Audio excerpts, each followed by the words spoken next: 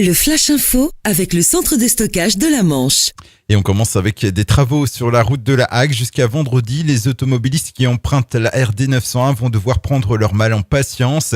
Les équipes de RDF ont débuté hier des travaux d'effacement de lignes électriques. Une circulation alternée a été mise en place.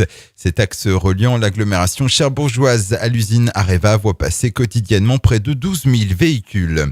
C'est désormais officiel, les abattoirs AIM viennent d'être placés en redressement judiciaire. La situation de l'entreprise, dont le plus gros site est situé à Sainte-Cécile, près de Villedieu-les-Poêles, était évoquée hier devant le tribunal de commerce de Coutances.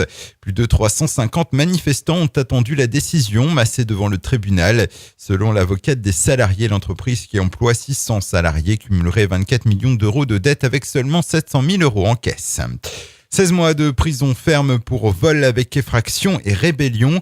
Il faut dire que ce Cherbourgeois de 48 ans cumule en 30 ans de carrière dans la petite délinquance près d'une trentaine de condamnations judiciaires. Son dernier larcin remonte au 29 novembre dernier. Ce jour-là, il était entré par effraction dans une habitation à Équeurdreville. Depuis hier, l'établissement français du sang organise sa collecte de janvier au complexe Chantraine à Cherbourg. Première de l'année, cette collecte a connu une fréquentation relativement calme avec 79 donneurs. Entre 80 et 100 donneurs sont attendus aujourd'hui de 10h à 15h. Et puis avis aux amateurs de shopping, c'est aujourd'hui que débutent les soldes d'hiver pour une période de 6 semaines. Hier, la plupart des boutiques de textiles et des rues commerçantes de Cherbourg avaient fermé leurs portes pour préparer l'étiquetage des produits soldés.